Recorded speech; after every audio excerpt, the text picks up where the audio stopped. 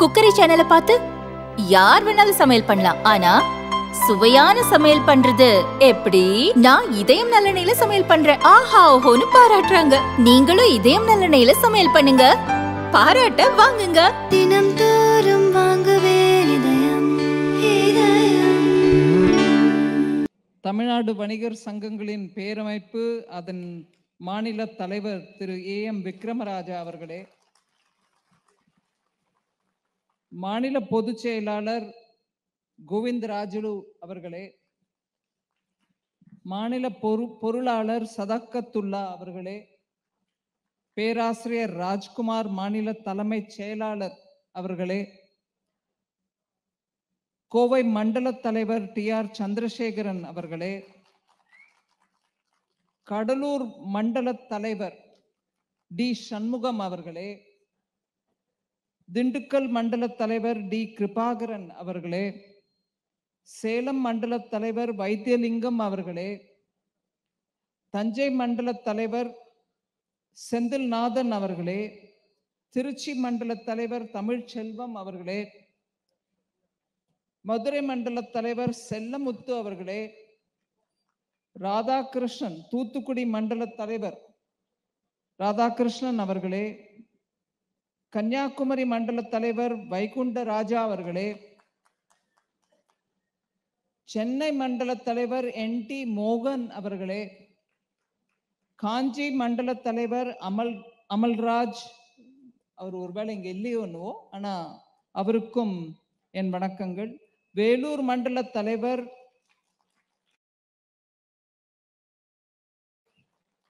மற்றும் ராஜு அப்சரா, கேரளத்திலிருந்து வந்திருக்கக்கூடிய கேரள வியாபார விவசாய ஏகோபன சமிதி தலைவர் அவர்களே, கர்நாடக மாநில உணவு தானிய வர்த்தக சம்மேளனம் அதனின் தலைவர் ராமச்சந்திர லக்கோட்டி அவர்களே, சென்னை தங்கம் வைரம் வியாபாரிகள் தலைவர் ஜெயந்திலால் ஜெலானி அவர்களே, தமிழ்நாடு ஹோட்டல்கள் சங்கம் வெங்கட சுப்பு அவர்களே, புதுச்சேரி வணிகர் சங்கங்களின் கூட்டமைப்பு தலைவர் சிவசங்கரன் அவர்களே, புதுச்சேரி வணிகர்கள் கூட்டமைப்பு S பாலு அவர்களே, இதை தவிர கோவை மாவட்ட தலைவர் இருதய ராஜா அவர்களே, இங்கு வந்திருக்கும் உங்கள் அனைவருக்கும், அதே போல ஊடக நண்பர்கள் வந்திருக்கிறார்கள், அவர்களுக்கும் என் பணிவான வணக்கங்கள்.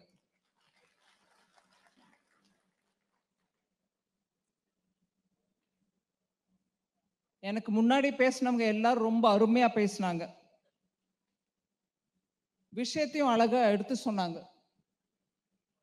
ஆனா இந்த GST 2, அதாவது நெக்ஸ்ட் ஜெனரேஷன் GST, இந்த விழாவில் அதை பத்தி பேசி அதற்கு பாராட்டு உரை நிகழ்த்திய அனைவருக்கும் நன்றி சொல்கிறேன். இந்த பாராட்டு விழா பாரத பிரதமருக்கு உரியது.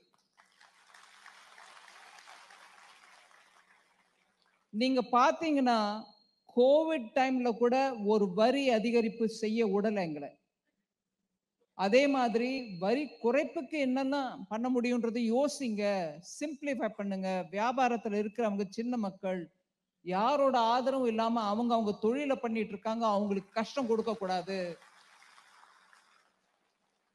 அவங்க இல்லைன்னா கிராமப்புறத்துல போய் ஒரு பொருள் சேராது அப்படின்னு எப்பொழுதும் வியாபாரிகளை பத்தி நல்ல ஒரு நோக்கத்துடன் அவங்களுக்கு அவங்க குடும்ப உறுப்பினர் போல பேசக்கூடியவர் பாரத பிரதமர். இந்த ஒரு வருஷத்தை கணக்குல எடுத்துக்கிட்டீங்கன்னா இன்கம் டாக்ஸ்ல 12 லட்சம் வரைக்கும் உங்களோட சம்பளம் வந்துச்சுன்னா வரி கட்ட தேவையில்லை அப்படிங்கிறத கிளியரா பண்ணி விட்ட சொன்னார். நடுவில் சில அதிகாரிகள் சொன்னாங்க, இல்ல ஒரேடியா வருமானம் குறைஞ்சிருமோ என்னவோ அதனால வானாங்க. இப்ப 7.5 லட்சம் 7.25 வரைக்கும் கிட்டத்தட்ட கொடுத்துட்டோம். 7.76 lakhs வரைக்கும் வரி இல்லாம பண்ணிட்டோம். நீங்க அத சரி 8 லட்சம் பண்ணுங்க.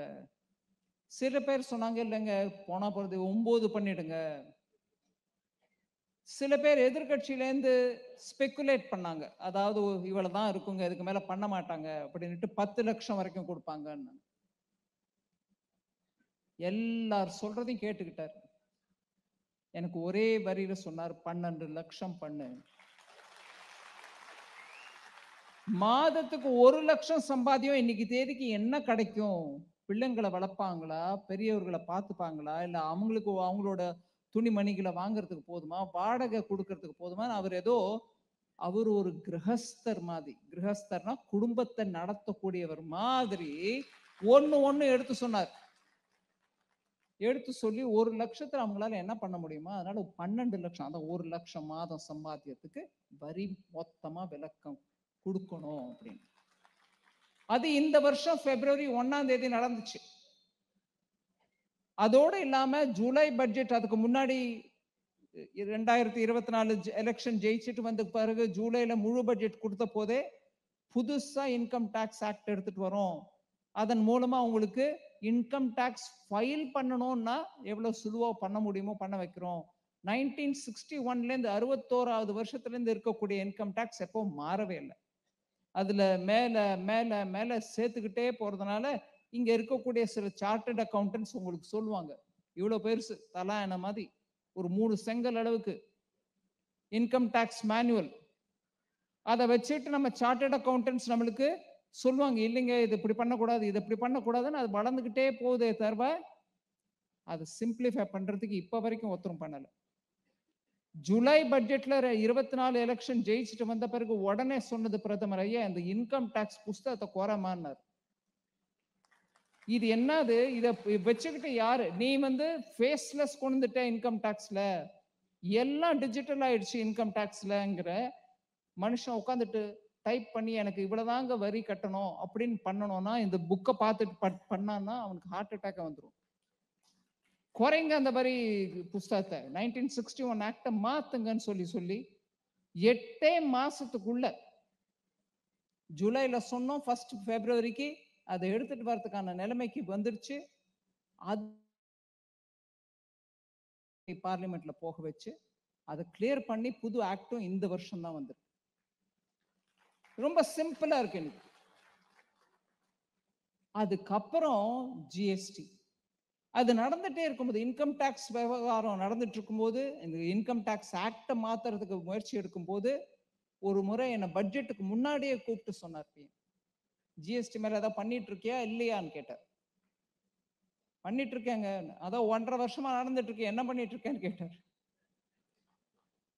அதுக்கப்புறம் உட்காந்து ஒவ்வொன்றும் பார்த்து எடுத்து, ஏதோ இங்க ஒரு ரிப்பேரு, அங்க ஒரு குறைப்பு, அங்க ஒரு கூடுதல்னு பண்ணாம மொத்தமா பார்த்துட்டு அவர்கிட்ட மே மாசமோ என்னோ எடுத்துட்டு போய் காமிச்சோம். இது பாருங்க, இந்த அளவுக்கு ஜிஎஸ்டி ரிஃபார்ம் பண்றதுக்கு என்னால எடுத்து கொஞ்சம் சிஸ்டமை மாத்திட்டு எடுத்துட்டு வந்திருக்கேன். வரியை குறைக்கிறதும் இருக்கு, ரேட்டை குறைக்கிறதும் இருக்கு, அதை தவிர சிஸ்டமை சிம்பிளிஃபை பண்றதுக்கும் இருக்கு.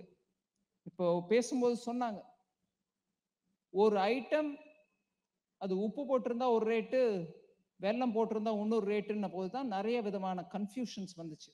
அது கிளாசிபிகேஷன் வாங்க. அந்த கிளாசிபிகேஷனையும் சிம்பிளிஃபை பண்றதுக்கான முயற்சி எடுத்து மொத்தத்துல மே மாசம் பிஎம்ஐ ஆகிட்ட நாங்க சொன்னோம், இவ்வளவு தூரம் எடுத்துட்டு வந்திருக்கோங்க, ஜிஎஸ்டி கவுன்சிலுக்கு போனோம். திருப்பி மறுபரிசீலனை பண்ண சொன்னாரு, பண்ணோம். ஒருவேளை நாங்க இன்னும் அதை டிலே பண்ணிடுவோமோ என்ன அப்படிங்கிற அந்த எண்ணத்துல தான் ரெட் ஃபோர்ட்ல நின்று தீபாவளிக்குள்ள இதை பண்ணி முடிங்கன்னு சொன்னார்.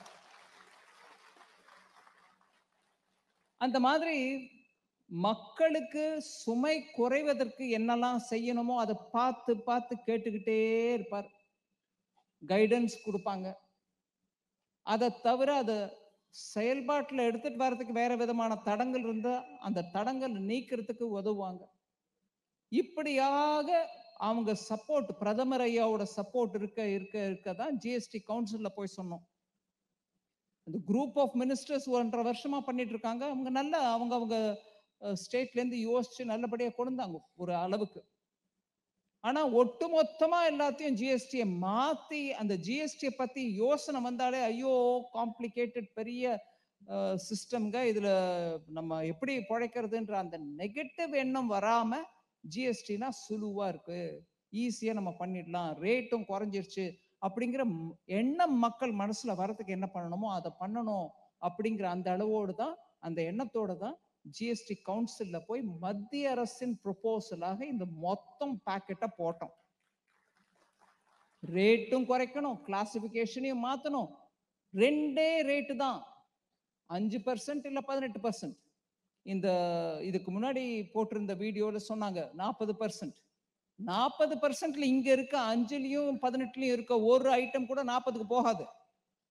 ஏன்னா 40ல இருக்கக்கூடிய ஐட்டம்ஸ் எல்லாமே சூப்பர் லக்ஸுரி இல்ல சின் குட்ஸ்ங்கிறோம். புகையிலை போன்ற இருக்கக்கூடிய சில let us say டுபாக்கோ கலந்திருக்கக்கூடிய சில பண்டங்கள் அதுதான் 40ல இருக்குமே தவிர, அது கீழே வரதோ இல்ல 5லயும் 18லயும் இருக்கக்கூடிய ஐட்டமோ 40க்கு போறதோ இல்ல. அது அந்த ரெண்டு கேட்டகரிக்கு தான் அந்த 40. அதாவது சின் குட்டா இருக்கணும் இல்ல சூப்பர் லக்ஸுரி குட்ஸா இருக்கணும். அதுதான், அதுவுமே மொத்தம் சேர்த்து போட்டீங்கன்னா இந்த சிகரெட் சப் ஐட்டம்ஸ் எல்லாத்தையும் சேர்த்து போட்டா கூட மொத்தம் 12. அந்த சின்ன சின்ன ஐட்டம்ஸ், சிகரெட் இந்த லென்த்ல இருந்துச்சுன்னா, சிகரெட் இந்த லென்த்ல இருந்துச்சுன்னா ஒவ்வொரு ஐட்டமா போட்டுட்டு ரேட்டு போடுவாங்க. அதை தவிர 40க்கு போறதுக்கு ஒரு ஐட்டம் இல்லை. இருந்தா 5ல இருக்கும் இல்ல 18ல இருக்கும், அதோட முடிஞ்சிருச்சு கதை. அந்த அளவுக்கு ரொம்ப டீட்டெயில்டா போய் அந்த சீர்திருத்தத்தை எடுத்துட்டு வரதுக்கான முயற்சி. அதுக்கப்புறம் ஜிஎஸ்டி கவுன்சிலுக்கு போச்சு, மத்திய அரசோட ப்ரொபோசலா போச்சு. அண்ட் நான் இன்னைக்கும் அதை திருப்பி திருப்பி சொல்வேன், அந்த ஜிஎஸ்டி கவுன்சில் மீட்டிங் முடிஞ்ச அன்னைக்கு ராத்திரி பிரஸ் மீட்லயும் சொன்ன அதே விஷயத்தை தான். ஜிஎஸ்டி கவுன்சில் இருக்கக்கூடிய ஒவ்வொரு மாநிலத்தை சேர்ந்த நிதி அமைச்சர்கள் எல்லாரும் ஒத்துழைச்சதுனால தான் இன்னைக்கு அந்த கவுன்சில்ல இருந்து இந்த முடிவு வந்து. நான் என்னைக்கும் தயங்க மாட்டேன். அவங்க எல்லாரும் எத்தனையோ கேள்வி கேட்டாங்க. அவங்க கேட்கிற கேள்வியும் நியாயமான கேள்வின்னு நான் ஒத்துக்கிறேன். நானும் அதே கேள்வி கேட்பேன். ஏன்னா நானும் ஜிஎஸ்டி கவுன்சில் உட்கார்ந்துருக்கேன் ஒரு மெம்பரா. மத்திய அரசு மாத்திரம் நடத்துறது இல்ல ஜிஎஸ்டி கவுன்சில். எங்க இது இவ்வளவு கட் பண்ணிட்டோம்னா நம்ம வருவாய் குறைஞ்சிருச்சுன்னா நம்ம எப்படி நடத்துறது? நீங்க மத்திய அரசையும் ஸ்டேட்ஸ்ல நாங்க எப்படி நடத்துறது? வருவாய் குறைஞ்சா யார் நம்மளுக்கு ஈடுகட்டு வாங்குற கேள்வியே அமைச்சர்கள் கேட்டாங்க. அது நியாயமான கேள்விதான். ஆனா நம்ம எக்கனாமிக் தியரி நம்ம பார்த்தோம்னா வரி இன்னும் வாங்குவாங்க. இன்னும் வாங்குறதன் மூலமாக கன்சம்ஷன் இன்க்ரீஸ் ஆகும். கன்சம்ஷன் இன்க்ரீஸ் ஆச்சுன்னா வருவாய் நேச்சுரலா இன்க்ரீஸ் ஆகும். அதை தவிர கன்சம்ஷன் இன்க்ரீஸ் ஆயிடுச்சுன்னா வருவாயும் இன்க்ரீஸ் ஆகும். அப்படிங்கும்போது தொழில்களும் சரி இன்னும் டிமாண்ட் வளர்ந்துகிட்டே இருக்கு, அதனால நம்ம இன்னும் மூலதனம் போட்டு தொழிலை வளர்க்கணும் அப்படின்னு அவங்களும் முன்னுக்கு வருவாங்க. வந்தாங்கன்னா அவங்க போட்ட மூலதனத்தின் மூலமாக இந்த ஒரு பொருளோட உற்பத்தி மாத்திரம் பெருகாது, வேலை வாய்ப்பும் அதிகரிக்கும். வேலை வாய்ப்பு அதிகரிச்சதுன்னா மக்கள் கையில இன்னும் கொஞ்சம் வருவாய் இருக்குன்றதுனால அவங்களும் திருப்பி மார்க்கெட்ல வந்து பொருள்களை வாங்குவாங்க. இதுக்கு பேர் தான் வர்ச்சுவஸ் சைக்கிள்னு வாங்க. ஒரு நல்ல ஒரு ஸ்டெப் எடுத்ததுனால அடுத்த ஸ்டெப்பும் வளர்ந்துட்டு போகுது, அதுக்கப்புறம் இன்னொரு ஸ்டெப்பும் வளருது. இப்படியாக அந்த வண்டி சக்கரம் முன்ன போறதுக்கு வழி வகுக்கும். இந்த வர்ச்சுவல் சர்க்கிள் தான் இந்த ஜிஎஸ்டி ரெவல்யூஷன் மூலமா நம்மளுக்கு கிடைக்குது. அதனாலதான் இன்னைக்கு நீங்க பாக்குறீங்க. நான் உங்களுக்கு டேட்டாவோட சொல்ல விரும்புறேன்.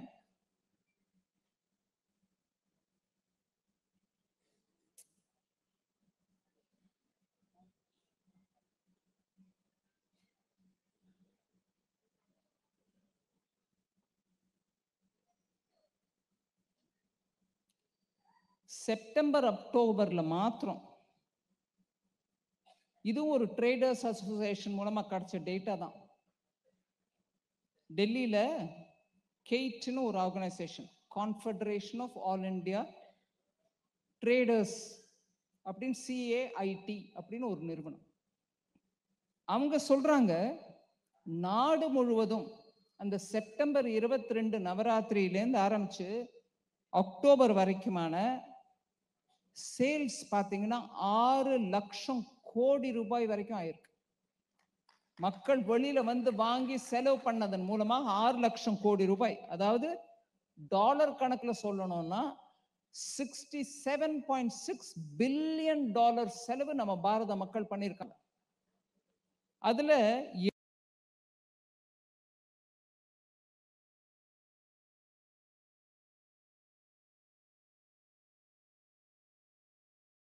72% இருக்குன்னு சொல்றாங்கன்னு சொல்லி இவங்க கேட் அசோசியேஷன் சொல்றாங்க. இன்னைக்கு அந்த 72% தான் எனக்கு என் முன்னாடி இருக்குன்னு நான் ஊகிச்சுக்க முடியும். இதே மாதிரி இ காமர்ஸ் மூலமா கூட 27% இன்க்ரீஸ் ஆயிருக்குது வியாபாரம். மாருதி சுசுகி ஒரு கம்பெனிக்கு 80,000 புது என்கொயரிஸ் போய் சேர்ந்திருக்குங்க ஒரே வாரத்துல. ஜிஎஸ்டி இன்ட்ரடியூஸ் ஆன ஒரே வாரத்துல 80,000 புது என்கொயரிஸ். அதான் நான் கார் வாங்க விரும்புறேன், எந்த கார் என்ன ரேட்டு சொல்லுங்க அப்படின்னு என்கொயரிஸ் போயிருக்கு. புக்கிங் சரி என்கொயரி பண்ணிட்டு விட்டாங்களா? இல்ல, புக்கிங் பண்ணிருக்காங்க. 1,00,000 புக்கிங் ஆயிருக்கு ஒரே வாரத்துல. ஹூண்டாய் மோட்டார்ஸ் சொல்றாங்க 11,000 டீலர் பில்லிங்ஸ் ஆயிருக்குது. முதல் நாள் செப்டம்பர் 22ஆம் தேதி அந்த ஒரு நாள்லயே அவங்களுக்கு 11,000 டீலர் புக்கிங் ஆயிருக்குது, பில்லிங்ஸும் ஆயிருக்குது. அதாவது வண்டியை கொடுத்துட்டாங்க, பில்லும் போட்டாங்க. இப்படியாக பாத்தீங்கன்னா அக்டோபர் மாசம் வந்துட்டோம். அக்டோபர் மாசத்துல 40.5% போன அக்டோபரை விட கம்பேர் பண்ணா இந்த அக்டோபர்ல 40.5% இன்க்ரீஸ் ஆயிருக்குது வியாபாரம். சரிங்க, ஆட்டோமொபைல் 40.23 லட்சம் யூனிட்ஸ் வித்திருக்காங்க. 40.23 41 யூனிட் 40ன்னு எடுத்துக்காங்க, 40 லட்சம் யூனிட் வித்திருக்கோம் ஒரே மாசத்துல. Two wheelers scooter motor bike பாத்தீங்கன்னா 51% இன்க்ரீஸ் ஆயிருக்கு. அதாவது 31,05,000 யூனிட் வித்திருக்கோம். பேசஞ்சர் வெஹிக்கிள்ஸ் பாத்தீங்கன்னா 11.35% இன்க்ரீஸ் ஆயிருக்கு வியாபாரம். சரி, உங்களுடைய பொருட்களை எடுத்துட்டு போகக்கூடிய கமர்ஷியல் வெஹிக்கிள்ஸ் 17.7% இன்க்ரீஸ் ஆயிருக்குது. புதுசா கமர்ஷியல் வெஹிக்கிள்ஸ் வாங்கியிருக்காங்க மக்கள். டிராக்டர் 14% புதுசா வாங்குறாங்க மக்கள். போன வருஷம் 100 வித்தாங்கன்னா இந்த வருஷம் 114 போயிருக்குது. இப்படியாக ஆட்டோமொபைல் செக்டர்ல ஒரு பெரிய மாறுதல், பெரிய விதத்துல மக்கள் வெளியில வந்து வரி குறைப்பினால வியாபாரத்தை இன்க்ரீஸ் பண்ணிருக்காங்க. இன்சூரன்ஸ் செக்டரை பத்தி நான் பேசுனீங்க. இன்னைக்கு மத்தியானம் ஒரு இடத்துல ஒரு வீட்டுக்கு போயிருந்தோம். அந்த அம்மையார் சொல்றாங்க, அவங்க வீட்டு பலசரக்கு சாமான் ஒரு மாசத்துல மளிகை சாமான் வாங்கி வாங்கி கிட்டத்தட்ட 3,000 ரூபாய் வரைக்கும் எங்க குடும்பத்துல செலவாகுங்க. சின்ன வரைக்கும் எனக்கு சேமிப்பு ஆயிருக்குது இந்த வரி குறைச்சல்னால. சின்ன குடும்பம். அப்போ அங்க ஹெல்த் இன்சூரன்ஸ் கொடுக்கக்கூடிய பீமா மித்ரு அப்படின்னு நம்ம சொல்றோம். எல்ஐசில பெண்களை செப்பரேட்டா இன்சூரன்ஸ் விற்பதற்கு ஏஜென்ட்டா எடுத்திருக்காங்க. அவங்கள பீமானா இன்சூரன்ஸ், மித்ரனா ஃப்ரெண்டு. இன்சூரன்ஸ் ஃப்ரெண்ட்ஸா நம்ம அவங்கள எடுத்துட்டு ஏஜென்ட்ஸ் வேலையை பார்க்க சொல்றோம். அந்த அம்மா சொல்லுது, எனக்கு டெய்லி கால் இன்க்ரீஸ் ஆயிடுச்சுங்க. மக்கள் கேட்குறாங்க என்ன மாதிரி இன்சூரன்ஸ் எடுத்தா நல்லா இருக்கும்னு சொல்லுங்கன்னு. நான் போன வருஷம் ஃபோன் மேல ஃபோன் போடுவேன், அவங்க வீட்டுக்கு போவேன், அவங்க கிட்ட சொல்லுவேன் வாங்க எடுத்துக்காங்க, உங்க குடும்பத்துல ஒருத்தருக்காவது இன்சூரன்ஸ் இருக்கட்டும். கேட்டவங்க இல்ல வேணாமா எங்களுக்கு வேணாம்னு சொன்னவங்க இப்ப அவங்களே ஃபோன் பண்றாங்க அப்படின்னு. ஸோ இன்சூரன்ஸ் செக்டர்லயும் நல்ல ஒரு மாறுதல். கன்சியூமர் டியூரபிள்ஸ் ஏசி முதல் நாள்லயே டபுள் ஆயிடுச்சு சேல்ஸ் ஏசி. அதே மாதிரி டிவி மேனுஃபேக்சரர்ஸ் சொல்றாங்க 30 to 35% இன்க்ரீஸ் ஆயிருக்குது எங்களோட டிவி வியாபாரம். முதல் நாளே எங்களுக்கு கிட்டத்தட்ட 35% அன்னைக்கு ஒரு நாள்லயே நாங்க வித்துட்டோம். அதுவும் எது வித்தது? 43 இன்ச்சு டிவி, 55 இன்ச்சு டிவி. அதாவது குடும்பங்கள் சின்ன டிவி இருக்கிறவங்க இன்னைக்கு பெரிய டிவி வாங்க முடியுது. அதனால வந்து வாங்கறதுக்கு பெருசா முதல் நாளே வந்துட்டாங்க. அதனால அந்த டிவி growth நல்லா இருக்குன்னு சொல்றாங்க. இந்த விஜய் சேல்ஸ்னு ஒரு கம்பெனி இருக்கு, அவங்களோட விஜய் எலக்ட்ரிக்கல் குட்ஸ் போடுறவங்க, அவங்க சொல்றாங்க 20% வளர்த்துருச்சு எங்களோட சேல்ஸ். இப்படி ஒவ்வொரு சொசைட்டியில் இருக்கக்கூடிய ஒவ்வொரு மேனுஃபேக்சரிங் யூனிட்டும் சொல்றாங்க இதை தவிர நம்ம எக்ஸ்போர்ட்டர்ஸ்க்கும் சின்ன பொருள்கள் வியாபாரம் பண்றவங்களோட ஃபார்ம்ஸும் எல்லாம் சிம்பிளிஃபை பண்ணிட்டோம். அந்த விவரத்தில் நான் டீட்டெயிலுக்கு போல. கடைசியா சொல்ல விரும்புறது என்னன்னா, ஸ்ட்ரக்சர் சிம்பிள் பண்ணியிருக்கிறோம். எல்லா மக்களுக்கும் அது டாக்ஸ் பே பண்ணும்போது கஷ்டமா இருக்கக்கூடாது, கடினமா இருக்கக்கூடாது, நல்லபடியா சிம்பிளா டாக்ஸ் பே பண்ணிட்டோம். இந்தாங்க ஃபார்மும் பண்ணிட்டோம் அப்படின்னு சொல்றோம். அந்த அளவுக்கு பண்ணியிருக்கிறோம். சிஸ்டமா நாங்க திருப்பி திருப்பி ரிவ்யூ பண்ணி அதை இன்னும் நல்லா இம்ப்ரூவ் பண்றதுக்கான முயற்சி நடத்திக்கிட்டே தான் இருப்போம். ஆனா இன்னைக்கு எனக்கு இந்த வாய்ப்பு கொடுத்து இப்பேற்பட்ட ஒரு பாராட்டு விழா அப்படின்னு வச்சிருக்கீங்க. அந்த பாராட்டு முழுமையாக பிரதமர் மோடி ஐயாக்கு தான் சேரும்.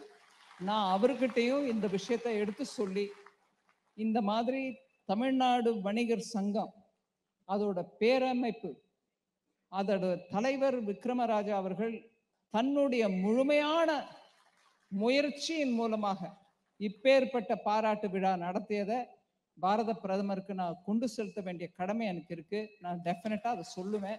உங்க எல்லாருக்கும் என்னுடைய மனமார்ந்த நன்றிகள்.